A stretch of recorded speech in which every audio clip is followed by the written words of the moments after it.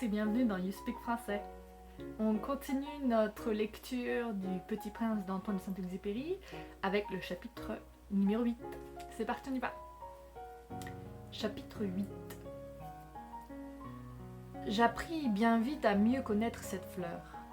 Il y avait toujours eu sur la planète du Petit Prince des fleurs très simples, ornées d'un seul rang de pétales et qui ne tenaient point de place et qui ne dérangeaient personne. Elles apparaissaient un matin dans l'herbe et puis elles s'éteignaient le soir. Mais celle-là avait germé un jour d'une graine apportée d'on ne sait où le Petit Prince surveillait de très près cette brindille qui ne ressemblait pas aux autres brindilles. Ça pouvait être un nouveau genre de baobab, mais l'arbuste cessa vite de croître et commença de préparer une fleur. Le Petit Prince, qui assistait à l'installation d'un bouton énorme, sentait bien qu'il en sortait une apparition miraculeuse. Mais la fleur n'en finissait pas de se préparer à être belle, à l'abri de sa chambre verte.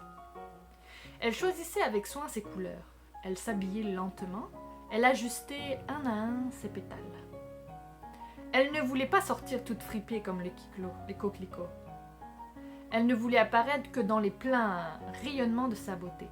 Et oui, elle était très coquette. Sa toilette mystérieuse avait donc duré des jours, et puis voici qu'un matin, justement à l'heure du lever du soleil, elle s'était montrée. Et elle, qui avait travaillé avec tant de précision, dit en bâillant : « Ah, je me réveille à peine, je vous demande pardon, je suis encore toute décoiffée. » Le Petit Prince alors ne put contenir son admiration.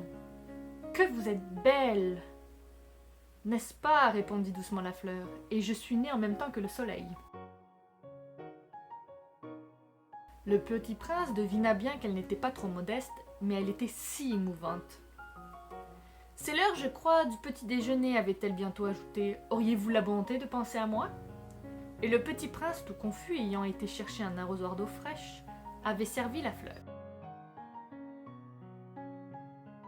Ainsi l'avait-elle bien vite tourmentée par sa vanité un peu ombrageuse.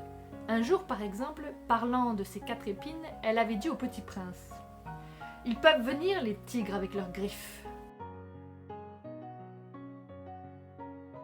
« Il n'y a pas de tigres sur ma planète, avait objecté le Petit Prince, et puis les tigres ne mangent pas l'herbe. »« Je ne suis pas une herbe, avait doucement répondu la fleur. Pardonnez-moi, je ne crains rien des tigres, mais j'ai horreur des courants d'air.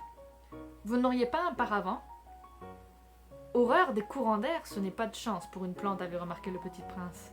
Cette fleur est bien compliquée. Le soir, vous me mettrez sous globe. Il fait très froid chez vous, c'est mal installé, là d'où je viens. Mais elle s'était interrompue. Elle était venue sous forme de graine. Elle n'avait rien pu connaître des autres mondes. Humiliée de s'être laissée surprendre à préparer un mensonge aussi naïf, elle avait toussé 2 ou 3 fois pour mettre le Petit Prince dans son tort. Ce paravent, j'allais le chercher, mais vous me parliez. Alors elle avait forcé sa toux pour lui infliger quand même des remords. Ainsi le Petit Prince, malgré la bonne volonté de son amour, avait vite douté d'elle. Il avait pris au sérieux des mots sans importance et était devenu très malheureux. « J'aurais dû ne pas l'écouter, me confia-t-il un jour. Il ne faut jamais écouter les fleurs. Il faut les regarder et les respirer. La mienne embaumait ma planète, mais je ne savais pas m'en réjouir. Cette histoire de griffes qui m'avait tellement agacée eût dû m'attendrir. » Il me confia encore. « Je n'ai alors rien su comprendre. J'aurais dû la juger sur les actes et non sur les mots. Elle m'embaumait et m'éclairait. Je n'aurais jamais dû m'enfuir. J'aurais dû deviner sa tendresse derrière ses pauvres ruses. Les fleurs sont si contradictoires, mais j'étais trop jeune pour savoir l'aimer. » Et voilà, c'est tout pour le chapitre numéro 8. Je vous dis à très bientôt pour le chapitre numéro 9. À bientôt.